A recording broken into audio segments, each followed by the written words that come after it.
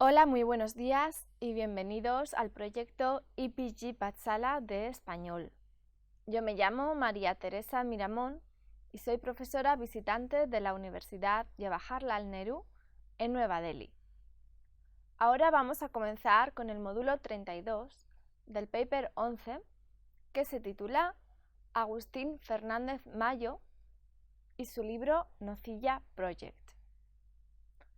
El objetivo de este módulo es revisar la trilogía que dio nombre a la nueva generación de escritores y los bautizó como la generación Nocilla, un movimiento también llamado Afterpop, y también estudiar en profundidad los tres títulos de la misma, Nocilla Dream, Nocilla Experience y Nocilla Lab.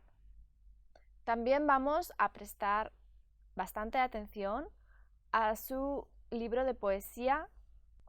El objetivo de este módulo es revisar la trilogía que dio nombre a la nueva generación de escritores y los bautizó como la generación Nocilla, un movimiento llamado también Afterpop, y también estudiar en profundidad los tres títulos de la misma, Nocilla Dream, Nocilla Experience y Nocilla Lab. También vamos a prestar atención a su libro de ensayo Postpoesía, en el que habla de su nuevo concepto de poesía. Vamos a dar un breve repaso a la vida de este autor, relacionándolo con otros escritores de su época. Así pues, vamos a pasar a hablar de una breve biografía del autor. Este escritor, nacido en La Coruña en 1967, se licenció en Ciencias Físicas y actualmente trabaja en el campo de la física aplicada a fines médicos. Esto se puede apreciar en sus textos, ya que tanto su poesía como su prosa está plagada de lexicología proveniente del ámbito científico.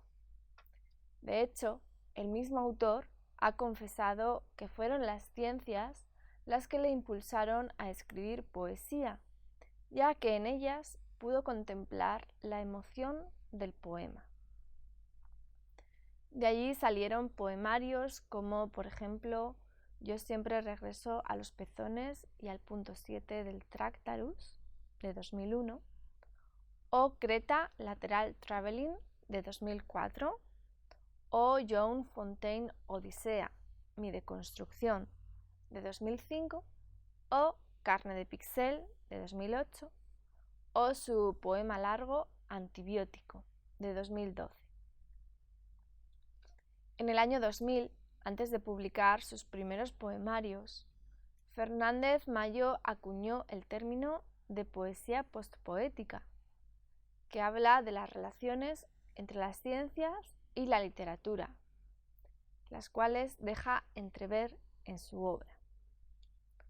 Unos años más tarde, en 2009, dejará todas estas impresiones, reflexiones y pensamientos en su ensayo llamado Postpoesía, hacia un nuevo paradigma, obra que fue finalista del premio Anagrama de ensayo en 2009.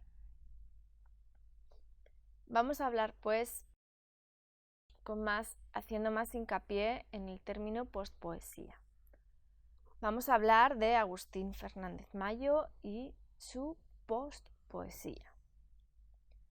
Como hemos dicho, en 2009, Fernández Mayo escribió un ensayo llamado Postpoesía, hacia un nuevo paradigma. En esta obra, el autor hace una reflexión sobre cómo es la poesía postpoética y una crítica del sistema poético y literario del panorama actual. También nos muestra su propio universo literario. Básicamente, lo que consigue Fernández Mayo con este libro es poner sobre la mesa el estado de la poesía actual en el panorama español.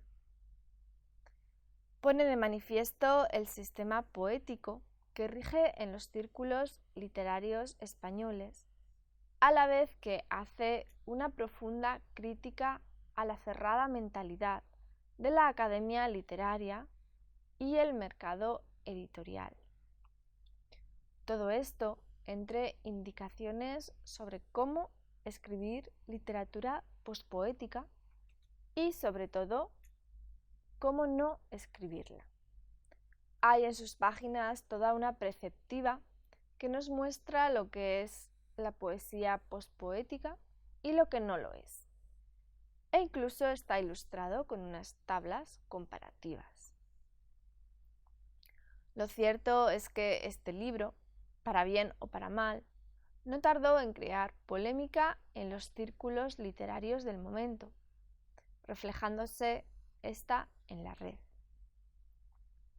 Un artículo aparecido nuevamente en la revista El Cultural del periódico El Mundo y firmado por el escritor y crítico literario Luis Antonio de Villena, encendió la red y dio pie a Fernández Mayo para responderle en su blog. La crítica de Villena hace un repaso al ensayo del autor, resumiendo el libro bajo una mirada subjetiva, con la que nos viene a decir que, según Postpoesía, toda la poesía que se había escrito hasta ese momento venía a ser poesía ortodoxa, y que la pospoesía está ligada a unos conceptos que la oponen literalmente a los conceptos clásicos de todas las ciencias y saberes. En pocas palabras, lo que viene a decir Villena es que el libro de Fernández Mayo tiene carencias en lo que concierne a la poesía clásica, aunque admite que el mensaje general, según él subyace en el ensayo, es decir, que el arte está en constante movimiento y que no puede quedarse siempre en un ámbito neoclásico, es algo con lo que el lector y la crítica no pueden dejar de estar de acuerdo. Esta dura crítica, recibida por uno de los poetas que, según Fernández Mayo, pertenece a esta misma corriente anclada en la vieja poética, no dejó de ser respondida por el autor en su blog, en el mismo día de la publicación. Lo que caracteriza a esta nueva literatura es que hace un uso de la ciencia y la informática y de todas las tecnologías que encuentra a su alrededor, junto a las referencias pop de su entorno, como la publicidad, el arte, las películas, etc. Así pues, la batalla o las discusiones literarias ahora pueden ser seguidas por los lectores a través de la red y, lo que es mejor, pueden ser comentadas. El mismo lector entra en la batalla literaria dejando su opinión en los blogs. La obra literaria ya no es simplemente una novela o un ensayo que queda íntegra tal como está para la posteridad y que puede leerse o encontrar estudios críticos tiempo después sobre la misma. Ahora, esta misma obra literaria destila la tinta del autor y de los críticos que le rodean, y el lector se puede ver inmerso en una retahíla de dimes y diretes, de comentarios, de notas, que pueden ser seguidas en vivo y en directo, online. Así pues, como íbamos diciendo, Fernández Mayo contestó en su blog con un mensaje igual de duro y crítico. Vamos a leer algunos fragmentos de esta respuesta que empieza así. Dice así el artículo. Bueno, el comentario en su blog. Dice Fernández Mayo: en la entrevista que recientemente me hizo el poeta Vicente Valero, colgada en este blog, el entrevistador decía: seguro que sus conclusiones despertarán el mismo interés que ya despertaron sus dos novelas, Nocilla Dream y Nocilla Experience.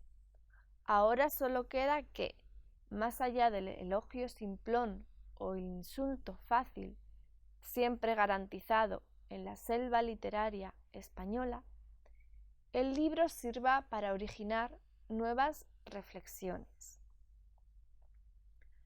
Acaba aquí la cita del autor que hace Fernández Mayo y entra a hablar Fernández Mayo diciendo lo siguiente. Dice: bien, en mi opinión, por supuesto no vinculante a Vicente Valero, esos seres de la selva ya se han manifestado, y nada menos que de la mano de Luis Antonio de Villena. No creía que mi libro fuera tan importante. La crítica de pospoesía firmada por Luis Antonio en El Cultural representa la prueba del algodón. Es el tipo de crítica que estaba esperando. Habrá más. Por eso me parece muy interesante. Con sus errores de bulto, producto de una mala lectura y de los prejuicios estéticos típicos de ciertos miembros de la poesía ortodoxa, a lo mejor el bueno de Luis Antonio quería que toda esa poesía española pasara por sus manos o por sus antologías. Ridiela, no pudo ser. El problema no son las críticas negativas o positivas, ya que ambas son fructíferas y saludables, sino las malas críticas. Son malas porque utilizan un aparato crítico anacrónico para abordar un libro que lo desborda. Por eso la crítica se convierte en mala, porque habla de las incapacidades no solo del crítico, que es lo de menos, sino de todo un sistema crítico, y no, como debería ser, de las carencias y aciertos que todo libro tiene. La crítica de Villena parece estar hecha con la sangre, con la pataleta de quien asiste impotente a un universo poético en descomposición. Aquí terminan las palabras de Fernández Mayo. Y bueno, el artículo deja muy clara la opinión del autor, de Fernández Mayo, y acaba el artículo defendiéndose de lo que, según él, son los puntos que no ha entendido Villena sobre su libro. Dice que Villena apela a las vanguardias históricas para hablar del libro, cuando se explica claramente en el mismo que es precisamente de esas vanguardias que la pospoesía quiere apartarse. También se defiende de las acusaciones de estar poco ducho en poesía, diciendo que no quería entrar en polémica citando a un autor u otro y que quería facilitar al lector medio el entendimiento del libro utilizando los términos poesía de la experiencia y poesía de la diferencia, términos que algunos poetas han acusado como poco profesionales. Pero en lo que muchos críticos están de acuerdo, dejando a un lado las disputas personales, es que, aunque Fernández Mayo pretende realizar en su ensayo una deconstrucción de la poesía actual y pretender que la poesía pospoética no se ciñe a estereotipos o principios arcaicos, lo que consigue, curiosamente, es definir y decir categóricamente al lector las características que debe, no que puede, ostentar la poesía postpoética.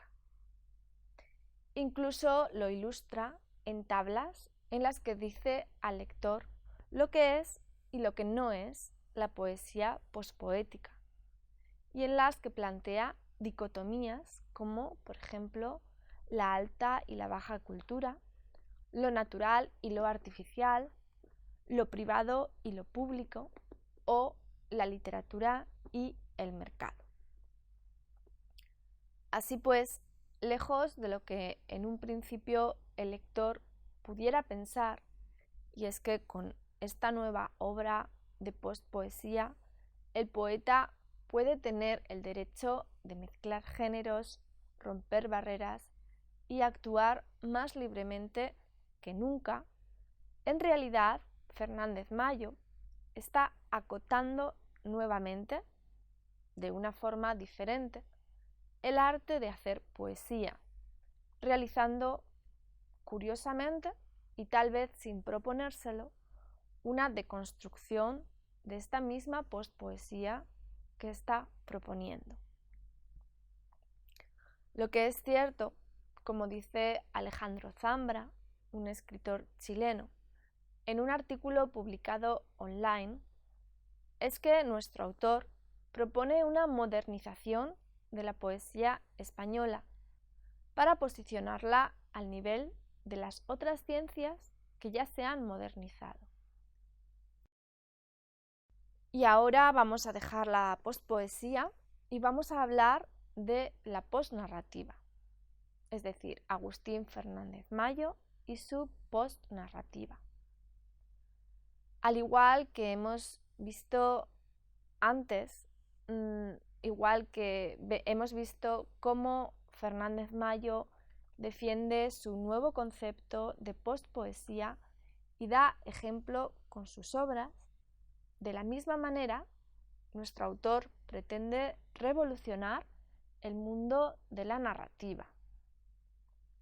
De hecho, en su primera novela, antes de publicar el ensayo Postpoesía, ya nos habla de este término y nos lo explica, como vamos a ver a continuación.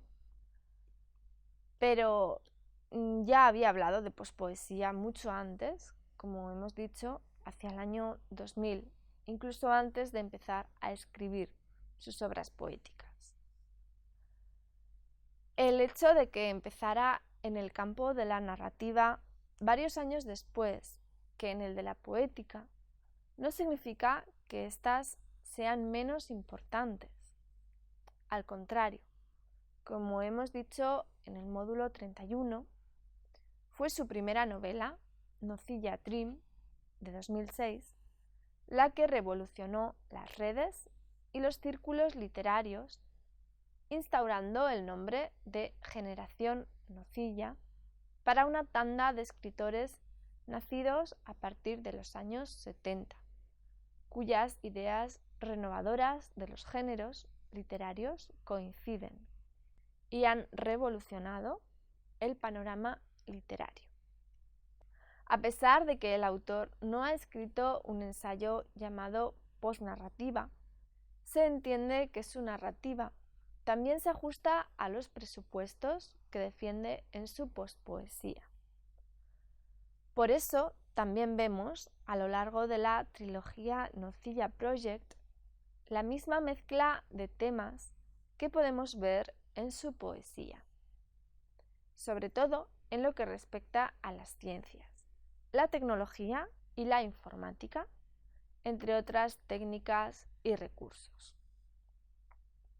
Como ya hemos dicho antes, su trilogía Nocilla Project consta de 3 libros: Nocilla Dream, de 2006, Nocilla Experience, de 2008, y Nocilla Lab, de 2009, en los que se reúne una serie de historias fragmentadas que se ensamblan entre sí, aunque no siempre. Se ensamblan entre numerosas referencias a la cultura pop y que no siguen las reglas canónicas de la novela clásica, hibridando los géneros literarios y mezclando temas y terminología. Esto es muy importante, ya que no hay muchos autores que hayan intentado la hibridación de géneros y otras disciplinas no literarias, como la pintura, la publicidad, el cine, televisión, etc., en el territorio español. Aunque los tres libros reúnen unas semejanzas de estilo y en cierta manera se pueden relacionar entre sí, en realidad son muy diferentes. Tienen distintos personajes, argumentos e incluso diferentes escenarios.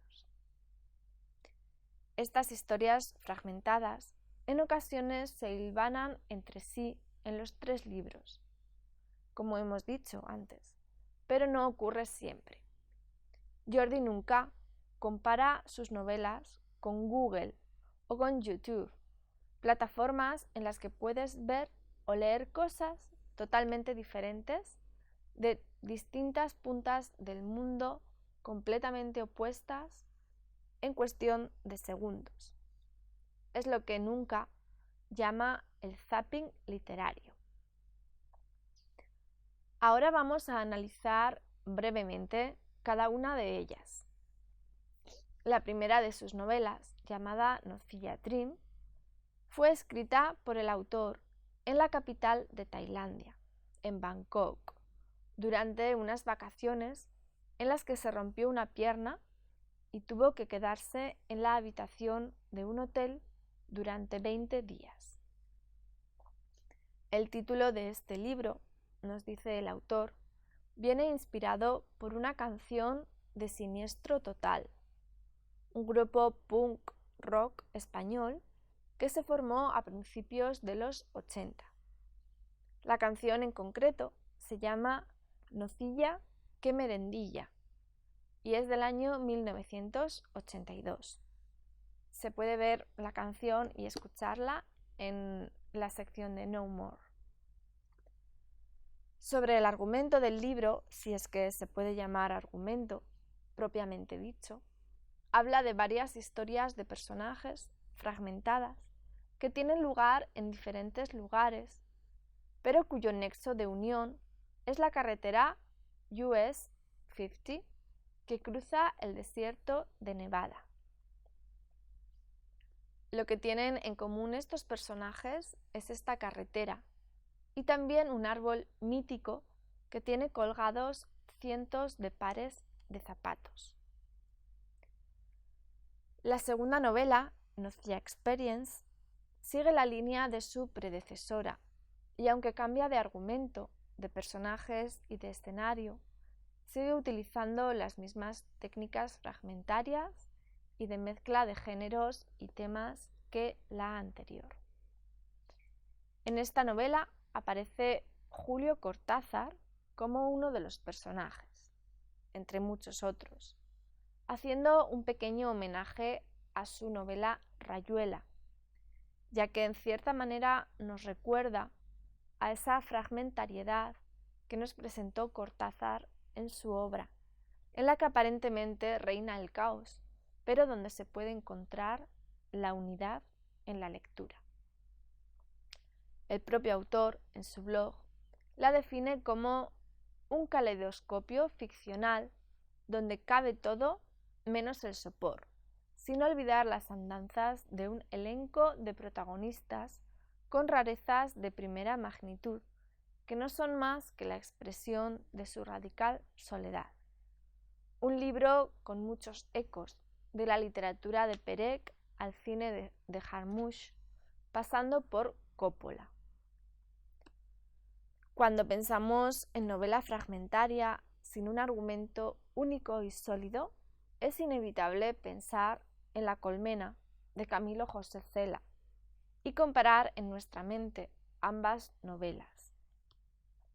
Pero sería totalmente injusto hacer eso, ya que, aunque la técnica puede resultar similar, el procedimiento es totalmente diferente, donde Cela pretende criticar un problema social y reflejar un estilo de vida, el de la posguerra, española. Fernández Mayo no se detiene a hacer una crítica como tal, sino que más bien se recrea en el lirismo de su propia escritura y la conecta a los avances de las ciencias y las tecnologías. Por último, vamos a pasar a su tercera novela, llamada Nocilla Lab. Esta es un poco diferente a las otras dos anteriores, ya que deja las historias fragmentadas y se enfoca en un argumento más concreto. Se trata de una pareja que quiere llevar a cabo un proyecto que les va a permitir conocerse mucho mejor. La historia nos cuenta la búsqueda de esta pareja de un lugar para construir su proyecto, pero en las líneas de la novela vemos digresiones líricas del autor llenas de jerga científica en ocasiones y repletas de referencias a escritores, películas o la cultura pop. Vamos a leer un fragmento del principio del libro para comprobar lo que estamos diciendo. La historia comienza así. Dice: hay una historia real, además de muy significativa. Un hombre regresa a la ciudad abandonada de Pripyat, en Chernóbil, tras haber huido 5 años atrás con el resto de la población cuando ocurriera la explosión de la central nuclear. Recorre las calles absolutamente vacías. Los edificios en pie y en perfecto estado le van recordando la vida en esa ciudad. No en vano fue uno de los obreros que contribuyó en la década de los 70 a su construcción. Llega a su calle, busca las ventanas de su piso en el conjunto de bloques de edificios. Observa las fachadas detenidamente un par de segundos, 7 segundos, 15 segundos, 1 minuto, y dice dirigiéndose a la cámara: no estoy seguro de que aquí estuviera mi casa. Vuelve a detener la mirada en el bosque de ventanas e insiste, sin ya mirar a cámara. Podría seguirle la pista a ese hombre, pero no. En realidad, siempre me he apartado de toda clase de hombres. Solo me interesan las mujeres, en todos los sentidos que se le pueda dar a la palabra mujer. Los únicos hombres que me han interesado son aquellos a los que consideré totalmente diferentes a mí, pero simultáneamente superiores a mí, a los que consideré casos clínicos. Como decía un escritor llamado Cioran, para referirse a cierta clase de personas patológicamente brillantes, y en este sentido, como caso clínico, siempre he aspirado a hallar en alguien la diferencia del replicante, el ente perfecto y situado en los márgenes del ser humano, ni más allá ni más acá, justo en la biológica frontera. Este tipo de pensamientos son bastante absurdos, dado que al final todos somos más o menos idénticos. No idénticos de la misma manera en que, por ejemplo, son idénticos dos fotones, que se le revelan a la física como indistinguibles, sino en el sentido de muy parecidos. Por eso, aspirar a la diferencia. Bueno, ya hemos visto toda la jerga científica, las anáforas y las metáforas con las que nos encontramos en el texto de Fernández Mayo. Nocilla Lab, por su parte, se divide en 3 partes en las que cambia la forma de narrar, acercándose más las 2 primeras partes a sus antecesoras. En la tercera parte, ya hacia el final de la novela, sucede un fenómeno muy curioso, y es que Fernández Mayo toma la voz narrativa, entrando él mismo en su novela y adquiriendo el lugar del personaje. hay un encuentro del escritor consigo mismo en el plano real y narrativo. En cierta manera, nos puede recordar a Unamuno cuando se encuentra con su personaje en Niebla, pero es diferente. El autor reclama su puesto en la novela, expulsando al personaje colectivo y tomando su lugar. Esta novela supone el ansiado final de su ambicioso proyecto llamado Proyecto Nocilla, y que tanto interés y polémica ha suscitado tanto para críticos como para escritores y lectores. Y esto es todo respecto a la postpoesía y la postnarrativa de Fernández Mayo. Muchas gracias por escucharnos.